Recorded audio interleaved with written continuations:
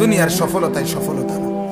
সুন্দর জামা, সুন্দর প্যান্ট, সুন্দর বাড়ি, সুন্দর টাইলস, সুন্দরী স্ত্রী, সব ধোকা, সব ধোকা। সুন্দরের পিছনে বহু চোখের পানি আছে। হাজার হাজার লাখ লাখ ফ্যামিলি সুন্দরী বউ, সবাই জানে সুন্দরী বউ নিয়া সে মনও বড় খুশি আছে না।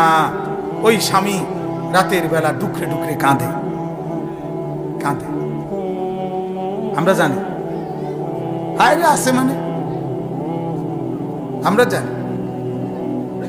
বলে আমাদের কাছে তো ফোন করে, কাইদা কাইদা ঘটনা করে।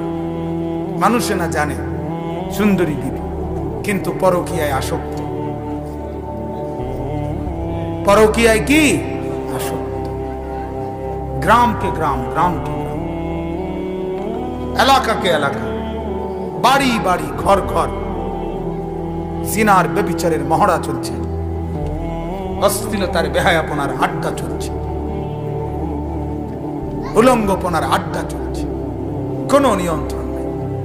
মোবাইল, এই বড় মোবাইল গোটা ঘর, গোটা পরিবার, ঘরকে ঘর, রোমকে রোম উলঙ্গ করে দিছে। উলঙ্গ উলঙ্গ বানায় দিছে। এক এক চেয়ারম্যানকে জিজ্ঞেস করেন, সামনাসামনি এখন বলতে বলেন প্রতিদিন কি পরিমাণ এই জাতীয় বিষয় সমাধান করতে হয় ওনাদেরকে। উনি এখন বলুন, এখন বলতে বলেন। চেয়ারম্যানদের হুঁশ নাই, আমি জানি। আমার সাথেও তো কথা হয় দুই চারজন।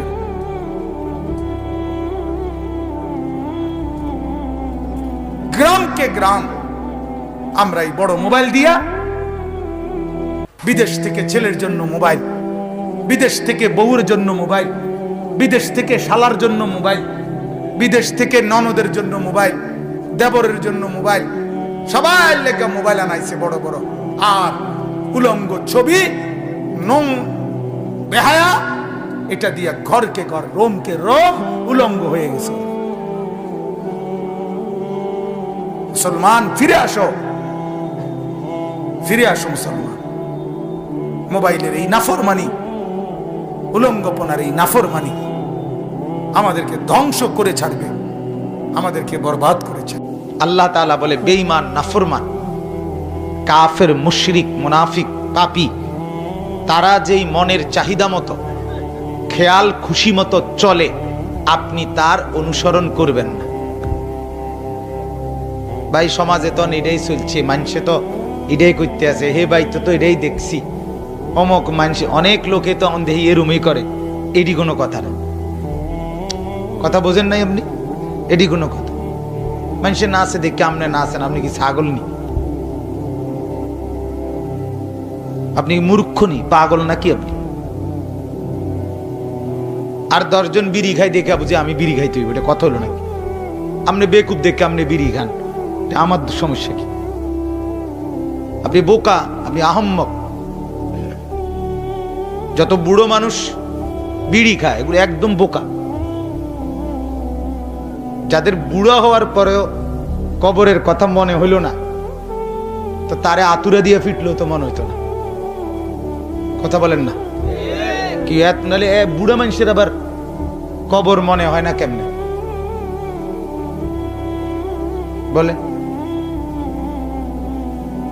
এজন্য ওয়ালা তাত্তাবি' আহওয়াআহুম, আল্লাহ তাআলা বলেন নাফরমান, পাপী, বেঈমানের খামখেয়ালি নাচ, গান, ফুর্তি, জিনা, ব্যভিচার, মদ, জুয়া, চুরি, ডাকাতি, অশ্লীলতা, বেহায়াপনা, বেপরদিগি, এগুলো যা করতেছে আপনি এগুলোর অনুসরণ করবেন। কাকে বলছে? নবীকে। আল্লাহ তাআলা বলছে। অতএব এটা আমাদেরও করণীয়। দুনিয়ার রং তামসা যে যাই করুক, আমি করব না, কারণ আমার আখিরাত আছে। আমি আখিরাত গুছাইতে চাই। কি গুছাইতে চাই বলেন? আখিরাত গুছাইতে, আখিরাত গুছাইতে চাই। 4 নাম্বার, ওয়াকুল আমানতু বিমা আনজালাল্লাহু মিন কিতাবিন। নবী আপনি বলে দেন আল্লাহ তাআলা কিতাবের মধ্যে যা নাজিল করেছে আমি তা পূর্ণ মেনে নিলাম। তার মানে দুনিয়ার কথা তোমরা যত যুক্তি দিয়েই বলো সেটা হবে না, আমি মানি শুধু আল্লাহর কিতাবের কথা। কিসের কথা? আল্লাহর কিতাবের কথা, এটা মেনে নিলাম। নবীকে আল্লাহ বলছে এটা আপনি কোন, আপনি কোন যে আমি আমানত, আমি মেনে নিছি। আমাদেরও করণীয় আল্লাহর কোরআন এবং রাসূলের হাদিস সুন্নাত মেনে নাও। কোরআনের মোকাবেলায় সুন্নতের মোকাবেলায় কারো কোনো কথা, চিন্তা, চেতনা, বুদ্ধি, পরামর্শ ধর্তব্য না। 5 নাম্বার, ওয়া উমিরতু লিআদিলা বাইনাকুম। নবীজি বলেন, আল্লাহ বলেন, নবী আপনি বলেন, আমাকে আল্লাহ তাআলা সব ব্যাপারে ন্যায় ইনসাফ করার আদেশ দিয়েছে। কি করার? ইনসাফ। সকল ব্যাপারে, আল্লাহর ব্যাপারেও, মখলুকের ব্যাপারেও, লেনদেনের ব্যাপারেও, ইবাদতের ব্যাপারেও। আদল, ইন্নাল্লাহ ইয়া'মুরু বিল আদল। আল্লাহ তাআলা বলছেন সর্ব বিষয়ে ইনসাফ করো, ইনসাফ। তো এটা আল্লাহ তাআলা বলেন নবীকে, আপনাকে আমি বললাম, আপনি বলে দেন যে আমি পরিচিত অপরিচিত, কাছের দূরের, নিকট এবং পর কারো উপরেই জুলুম করতে পারি না।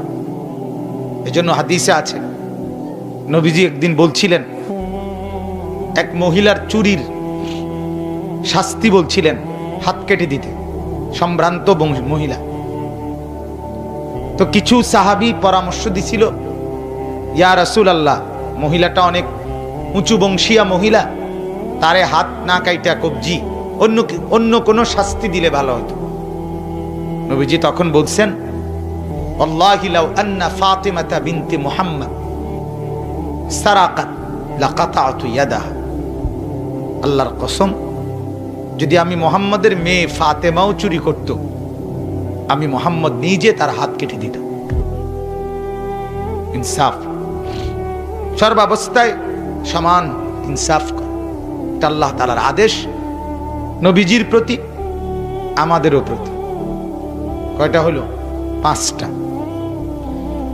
এরপরে দেখেন 6 নাম্বার, আল্লাহু রব্বুনা ওয়া রব্বুকুম। আল্লাহ তাআলা বলেন, নবী আপনি বলে দেন সবাইকে, শোনো, আল্লাহ আমাদেরও রব, তোমাদেরও রব। অতএব আল্লাহ যেহেতু তোমাদেরকেও পালে, আমাদেরকেও পালে, কাজে সবার উচিত আল্লাহ তাআলাকে মানা।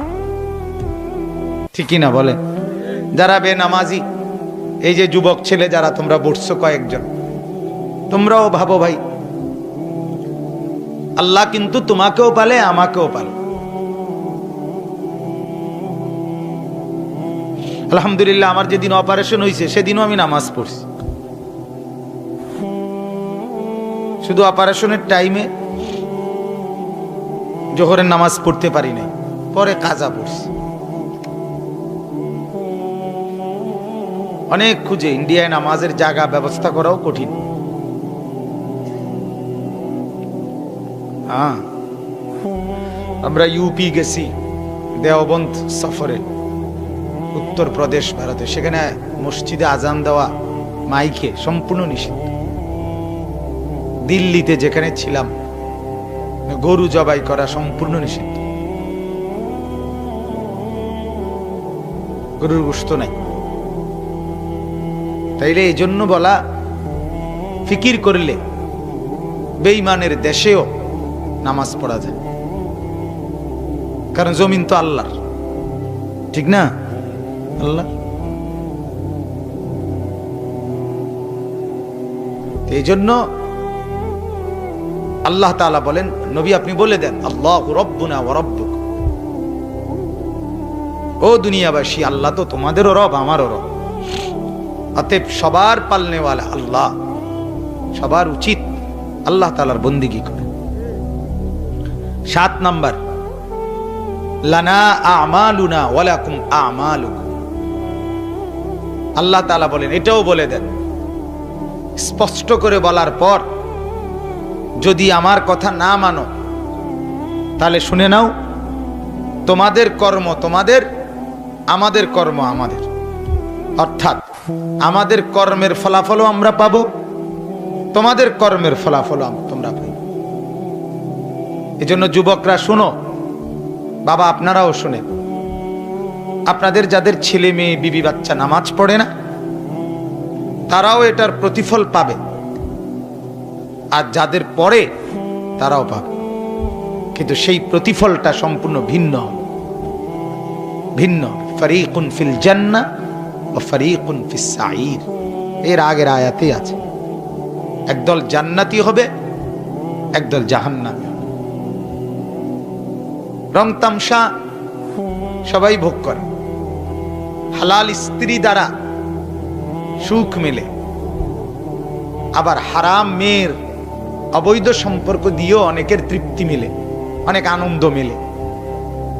তো দুটোটাই একই হিসাব, কিন্তু একটার ফলাফল সুখ নিয়ামত, আর একটার আযাব আর লানত। এজন্য আল্লাহ তাআলা বলেন, এটা বলে দেন, ও দুনিয়াবাসী, সব আমি আল্লাহর পক্ষ থেকে আল্লাহর বিধান বলে দেওয়ার পর তোমরা মানতেছো যারা কিংবা মানতেছো না, শুনে নাও, তোমাদের আমল তোমাদের, আমাদের আমল আমাদের।